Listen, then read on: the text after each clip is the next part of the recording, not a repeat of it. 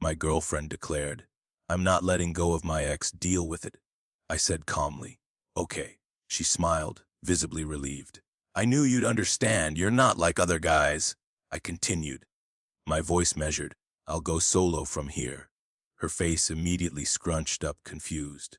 What does that mean? I replied, pulling my phone away and placing it flat on the glass table between us. It means you keep your ex. I keep my dignity. Goodbye. Her shock was immediate, the smile collapsing. You're breaking up with me. That, finally, was my response. I was 29 years old and had just ended a 2-year relationship over a text conversation that lasted maybe 3 minutes.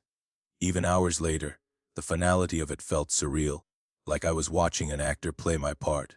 Sarah and I met at a mutual friend's barbecue 2 years ago. The chemistry was instant. The kind of connection that convinces you the universe is actually paying attention. She was 27, a graphic designer with this infectious, creative energy that seemed to light up every room she entered. She was funny, sharp, and always had fascinating, slightly chaotic stories about weird client requests. We moved fast. Within 1 month, we were spending most nights at each other's places. Within 3 months, we were official, folding ourselves into each other's routines. I was the anchor in the relationship, the pragmatic one. I worked in tech, loved my routine, and prided myself on providing stability, the kind of quiet reliability she constantly professed to need. My great fear, the ghost in my mental attic, was being seen as weak or demanding. I believed if I was accommodating, if I swallowed the small hurts and maintained a calm, understanding demeanor, I was safe and loved. My value, I thought, was in my capacity for tolerance. Everything was solid, if a bit intense, until about 6 weeks ago. That was when her ex-boyfriend Ben decided to re-enter her orbit. Sarah and Ben had dated for 4 years, breaking up about 8 months before we met. She had characterized the end of it as inevitable. He was a talented musician who couldn't stop quitting jobs to play in his band. She needed to grow up, she said, and he wasn't ready. She needed stability. Then, 6 weeks ago, he reached out. He had secured a real job as a sound engineer at some well-known studio. He wanted to apologize for everything, saying he had finally matured. She showed me the messages in our kitchen one evening. She wasn't asking for permission, only validation. She wanted closure, she insisted. And because I was determined to be the secure, understanding partner, the one who didn't get jealous or make demands, I told her exactly what she wanted to hear. Go for it, I said, shrugging, perhaps a little too easily. Do what you need to do to clear your head. Everyone has exes. I trust you. I saw the relief flood her face. That moment was the origin point of the anxiety that would eventually consume me. My accommodation, which I thought was a demonstration of my strength and love, was actually the green light for the quiet erosion of our relationship. The fact that I trusted her was irrelevant. What mattered was that I allowed my boundaries to be negotiated away without a single fight. That was the mistake. I was still clinging to the false belief that my silence was what kept me loved. The crack had appeared, and the problem was, I had cheerfully handed her the sledgehammer. The single coffee Ben and Sarah shared for closure was supposed to be a one-time administrative chore. It wasn't. Within a week, the contact shifted from an isolated event to a quiet, daily intrusion. It began subtly, just a text notification popping up at 7 in the morning, followed by another at 11 at night. Soon, the frequency increased. I started noticing things I was actively trying to ignore. The way she would check her phone immediately after sending an email, or the small smile that appeared when she read a message while we were watching a movie. Ben's name became a persistent, uninvited character in our shared life. They were exchanging memes, long paragraphs of text, and inside jokes that, by definition, excluded me. I didn't need to read the content to know what was happening. The energy had shifted. She was investing more emotional bandwidth in managing that external relationship than she was in the one right in front of her. That fact alone felt like a betrayal. I was living with a growing knot of suspicion, but my core lie held firm. I must be accommodating. If I complain, I'm the problem. About 3 weeks into this pattern, I broke. The tension was making me irritable, and I couldn't stand the sight of the little blue bubble threads anymore. We were making dinner on a Thursday night. I put down the chopping knife, trying to keep my voice light, casual. Hey, You and your ex are talking a lot lately. I mean, more than just friends, you know. It's pretty constant. The reaction was immediate and disproportionate. She didn't look up from rinsing the vegetables, but her entire posture stiffened. So, she said, the single word dripping with defensiveness, we are just friends. Adults can be friends with their exes, Jimmy. Are you really going to be that guy? That guy. The phrase landed like a punch, directly targeting my deepest fear. She wasn't addressing the excessive contact. She was attacking my character for having the audacity to notice it.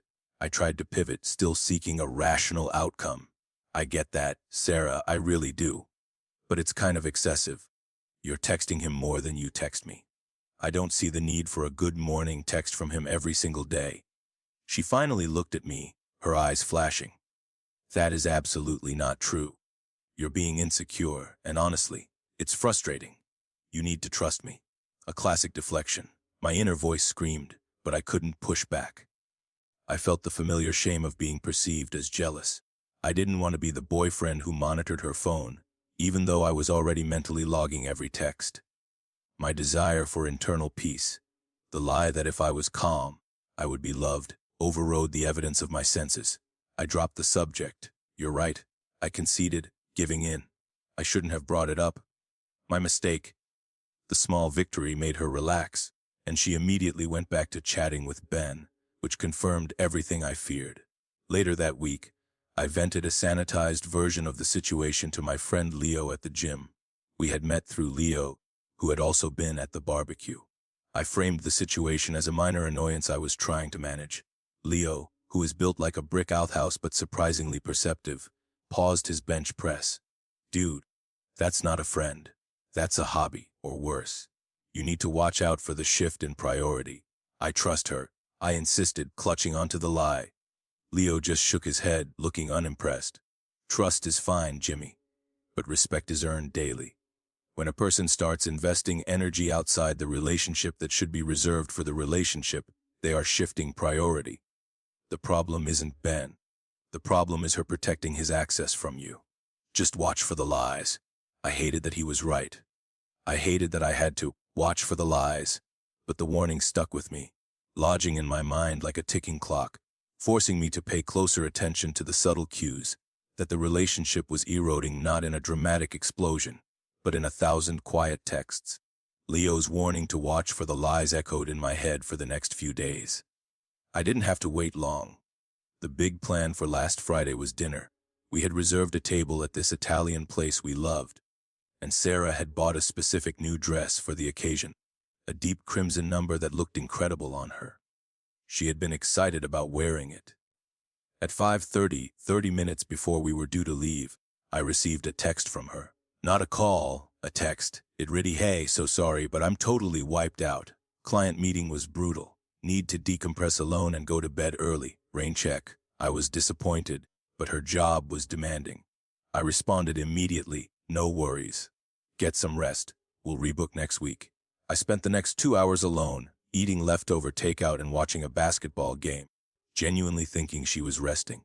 At 8:30, a notification popped up on my phone. It was an Instagram story from Sarah, posted just a few minutes prior. I clicked on it, my stomach dropping before the image even loaded. There she was. Not in bed, not decompressing alone. She was at a crowded indie concert venue, grinning into the camera. Right beside her was Ben, the ex, and the clincher, the precise detail that shattered the last remaining shard of my denial, was the dress. She was wearing the deep crimson dress, the one she had purchased specifically for our dinner date. It was an insult layered over a lie. She had canceled on me, not because she was tired, but because she had prioritized him. She had saved the special occasion dress for him. I went cold. There was no anger, no shouting, just an immediate, chilling clarity. This wasn't friendship. This was emotional cheating secured by blatant dishonesty. I screenshotted the image instantly, the way an insurance adjuster documents a scene. I didn't confront her, not yet. I filed the image away in a mental folder labeled proof, watching my lie about being the accommodating boyfriend who needed to tolerate disrespect completely dissolve. Saturday morning, she arrived at my apartment like nothing had happened, humming as she unlocked the door. She looked radiant, refreshed, definitely not someone who had spent the night. exhausted from work. Hey, she chirped, kissing me quickly. Sleep well, I replied, my voice perfectly level. I watched her make coffee, the tension in the room unnoticed by her, but heavy as a lead blanket on my side. How was your restful night in? Oh yeah, I felt way better after some alone time. Exactly what I needed. I took a slow sip of my coffee, timing the hit. Cool. Saw you were at a show. Too. The casual question stopped her dead. She was stirring her coffee, and the spoon froze mid-motion. It was only half a second, but it confirmed everything.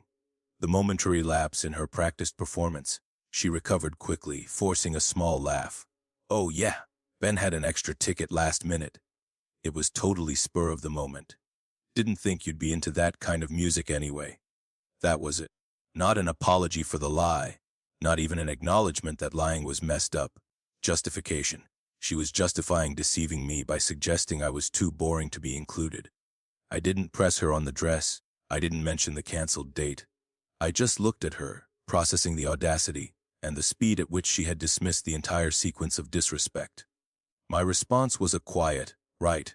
I let it go, still processing how someone I loved could look me in the eye and defend a lie with such effortless entitlement.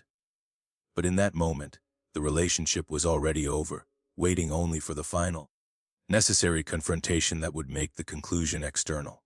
I was no longer fighting for her love. I was preparing for my dignity.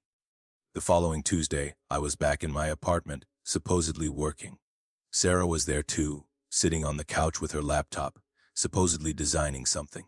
We had worked from home countless times over the last 2 years, but today, the familiarity felt forced. A thin veneer of normalcy stretched over the festering problem. I was glued to my emails in the living room, but my concentration was shot. My gut was screaming that the relationship was dead, and I was just waiting for the corpse to start smelling. At 2:43 in the afternoon, my laptop chimed with a low battery warning. At the exact same moment, Sarah's phone rang. It wasn't a text notification this time. It was an incoming call, the screen flashing the name, Ben. She didn't hesitate. She answered immediately, muttering a quick, "Hang on a sec," stood up, and walked directly into my bedroom. She closed the door firmly behind her. It was the ultimate brazen breach of respect. To take an hour-long call from an ex-boyfriend, the source of all the conflict, and conduct it privately in my bedroom, while sitting in my living room.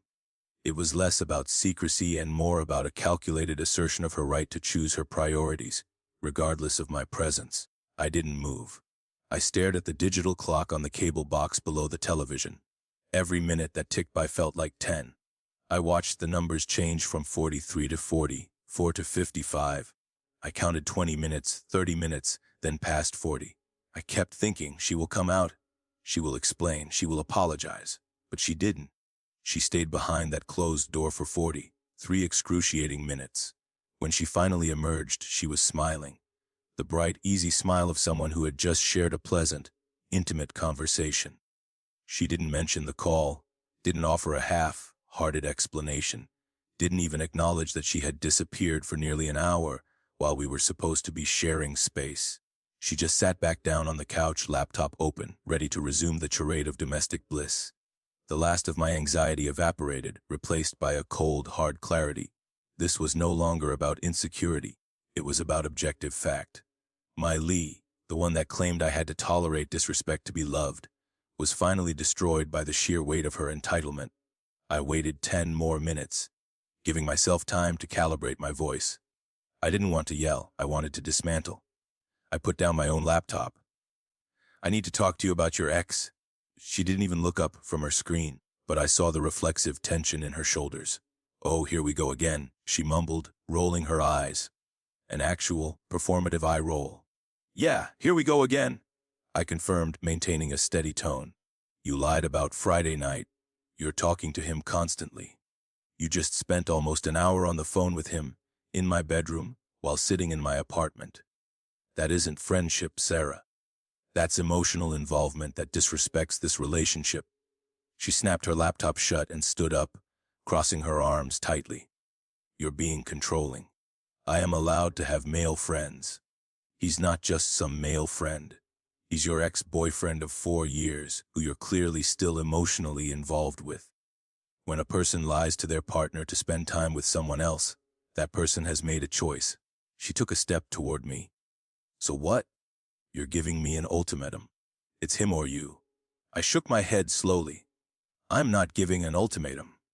I'm saying what you're doing isn't respectful to our relationship. You're prioritizing him over me, lying about seeing him, having private calls while we're spending time together. That's the problem. And then, she delivered the killing blow, the line that proved she had no intention of choosing me or our mutual respect. Her voice was firm, completely devoid of empathy. I am not letting go of my friendship with him just because you're insecure. Deal with it or don't, but I'm not changing. The way she said it, so matter-of-fact, so utterly entitled, was the key that unlocked my final, definitive decision. She genuinely believed that I was supposed to just accept being option 2 in my own relationship. I suddenly felt strangely, wonderfully calm. I realized I wasn't losing anything of value. I was only shedding a problem.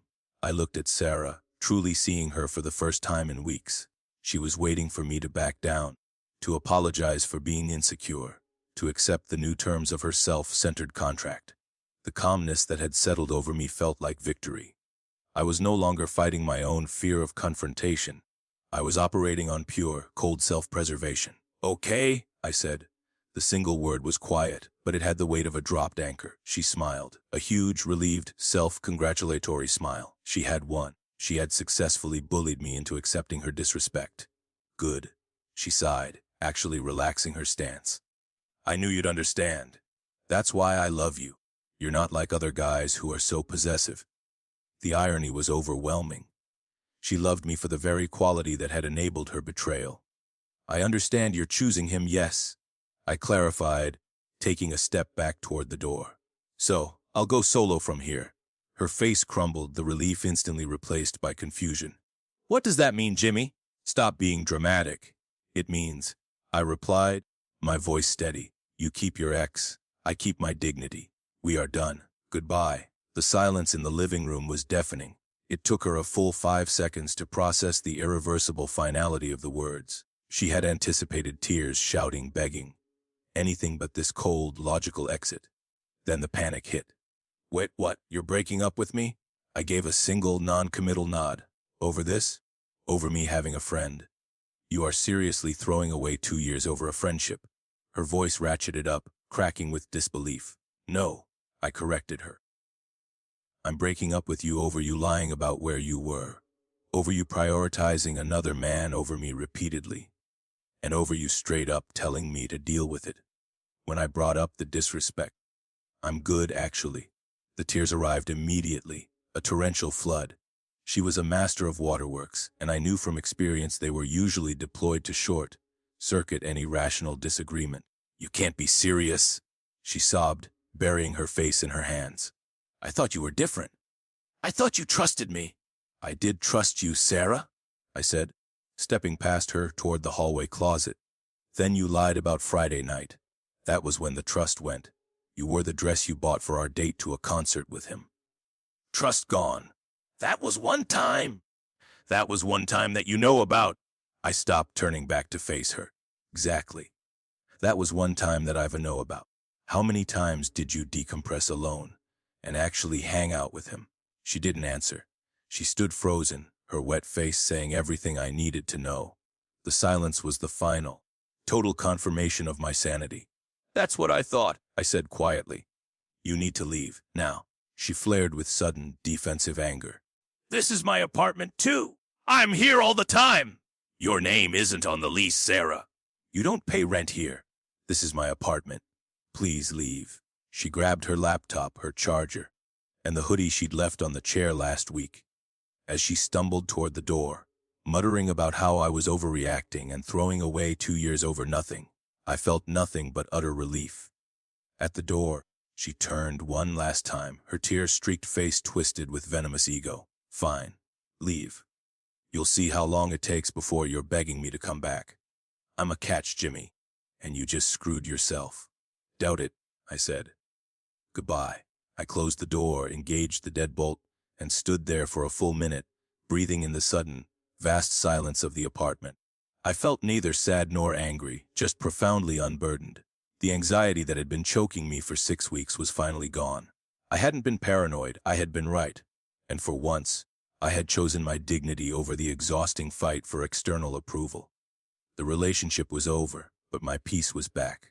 The immediate relief I felt after the door closed didn't last long. It was quickly replaced by the cold dread of knowing what was coming next, the consequence management. Sarah, driven by ego and a complete lack of accountability, would not accept the finality of the breakup. She would escalate, and she did. Within 18 hours of the split, my phone looked like a crime scene. I had immediately blocked her number, but she moved on to alternative channels. She tried calling me 60 times from her own number. When that failed after 60 unanswered calls, the first breach of boundaries arrived via her sister's phone that evening. I answered the unknown number. "Hello! Finally! Why did you block me? That is so immature, Jimmy." It was Sarah, her voice raw, alternating between hysterical and angry. "Is this my ex using someone else's phone to violate a boundary?" I asked flatly. "Violate it? Oh my God! Listen to yourself! We need to talk about this." "We did talk?" I said. "You said you're keeping your ex in your life regardless of how I feel." I said. "Okay, I'm out. Conversation complete." "You didn't let me explain." "You just made a snap decision. You had 3 weeks to explain. You spent them lying and calling me insecure. I'm good on explanations." The sheer repetition of her script was exhausting.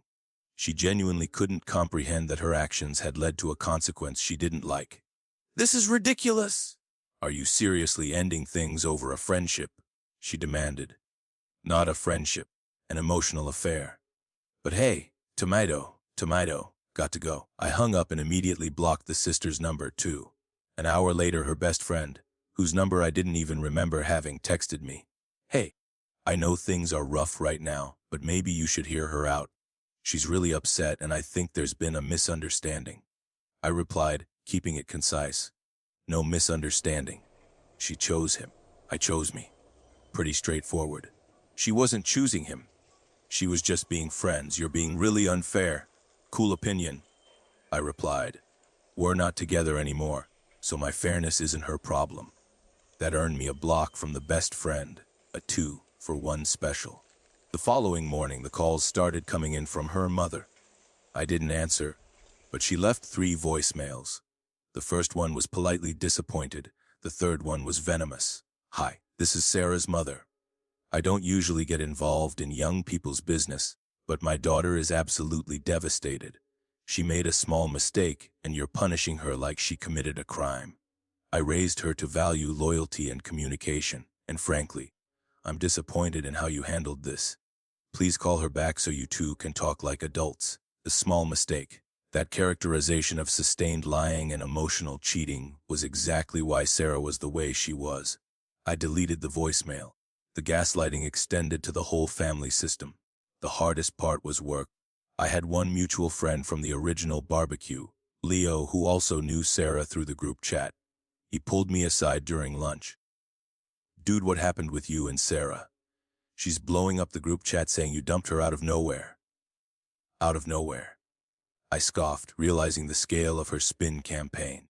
"She's been basically dating her ex for a month, lied about it, and then told me to deal with it." "Wait, what?" Leo's eyes widened. "She said you got jealous because she was being friends with an old friend." I laid out the facts: the ex-boyfriend, the canceled date, the dress, the private calls. She left out some details. I concluded dryly.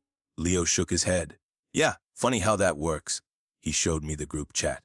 Sarah had crafted an entire narrative about how I couldn't handle her having male friends, how I had trust issues, and how she had dodged a bullet finding out how controlling I was.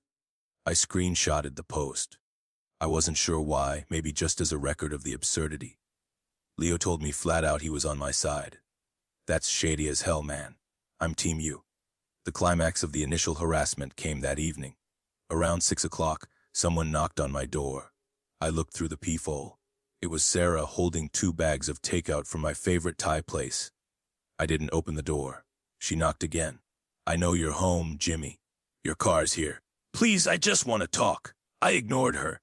I brought food, your favorite. We can just eat and discuss this calmly, like adults. I went to my laptop and quickly accessed Google Voice, texting her from the desktop application since her number was blocked on my phone. The message was clear. I'm not opening the door. You need to leave right now, or I'm calling the building manager about harassment.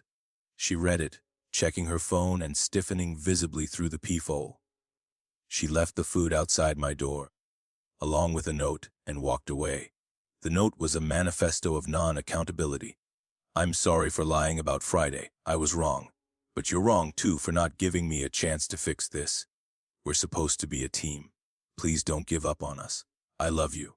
I'll always love you. Even in her apology, she was still making it about my stubbornness, my refusal to work on it. Zero actual accountability for the emotional cheating. I put the Thai food in my fridge, throwing away the note. The bigger part of me was done. Done with the drama, done with the manipulation, done with the attempts to force guilt. I called the building manager and told him not to let her up again. Leo had suggested documenting everything in case she escalated further. It felt paranoid, but I was done being the tolerant victim. I kept the screenshots, the call logs, and I wrote everything down. I was changing my door code tomorrow and letting the building know she was no longer welcome. I just wanted a clean, dignified break, but Sarah was determined to make it theatrical. The rest of the week was relatively quiet after the Thai food incident. I had changed my keypad lock code and informed the building manager, which bought me 2 days of silence. Her ultimatum, call me by Friday or you lose me forever, came and went. I didn't call. I spent Friday night with Leo, watching basketball and deliberately talking about anything but Sarah. I was physically and mentally drained, but the quiet confirmed that I had made the right choice. I woke up Saturday morning, 2 weeks after the breakup, feeling the first genuine sense of peace. That was until the doorman called. Sir, there's a young woman here, your ex-girlfriend, who is insisting on coming up. She's with a male companion. A male companion, the audacity never ceased to be shocking. She had brought Ben. The entire, complicated reason for the breakup was now standing in my lobby. My lawyer's voice echoed in my head. If she shows up one more time, file for the restraining order. Do not let her up, Mark, I told the doorman firmly. Call the non-emergency police line for trespassing. I'm coming down. I quickly grabbed my phone and started the voice memo recorder, per my lawyer's advice. Audio recording was legal here as long as one party knew about it. I went downstairs, calm and ready. I was not there to fight. I was there to enforce a boundary, backed by the law. I stepped into the lobby. Sarah looked defiant and slightly disheveled, like she hadn't slept well.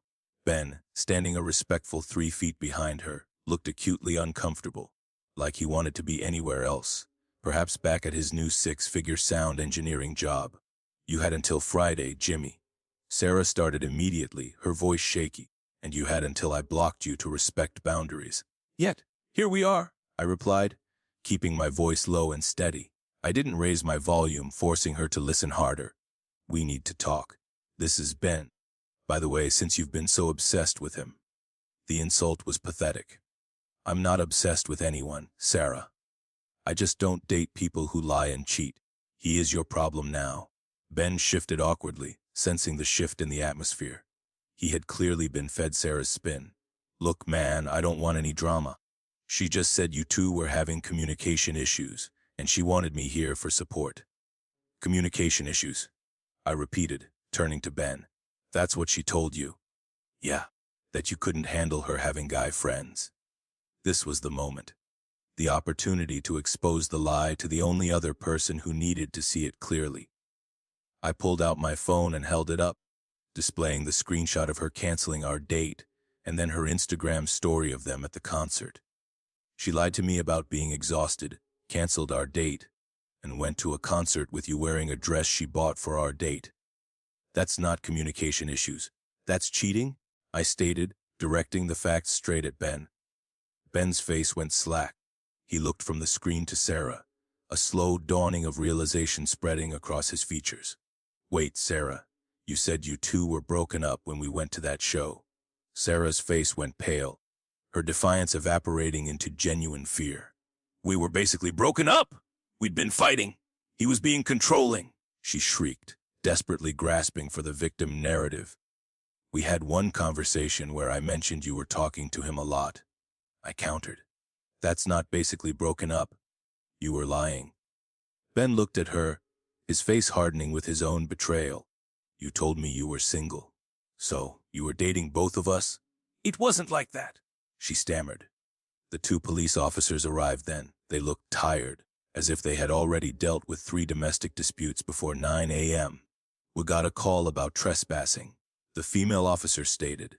The doorman stepped forward immediately. Yes, ma'am, these two don't live here, and the resident has asked them to leave multiple times. The officer looked at me. Is this your ex-girlfriend? Yes, ma'am. We broke up 2 weeks ago. She's been harassing me, showing up here multiple times, sending people to my door. I've documented everything. My lawyer recommended I file for a restraining order if she came back. That's not harassment, Sarah screamed, tears instantly flowing again. I'm trying to fix our relationship. There is no relationship, I said, looking away from her and addressing the officers. I ended it. She can't force someone to be with her. The male officer turned to Sarah. Mom, is your name on the lease here? No, but then you are trespassing. You need to leave now. This is insane! I just want to talk to him. He doesn't want to talk to you, the female officer said firmly. You need to leave now or we're charging you with trespassing. Ben, realizing he was collateral damage in her drama, grabbed her arm. Come on, Sarah, let's just go. She resisted, glaring at me. You're really doing this? You're going to have me arrested. You're doing this to yourself. I replied calmly. I asked you to leave me alone multiple times.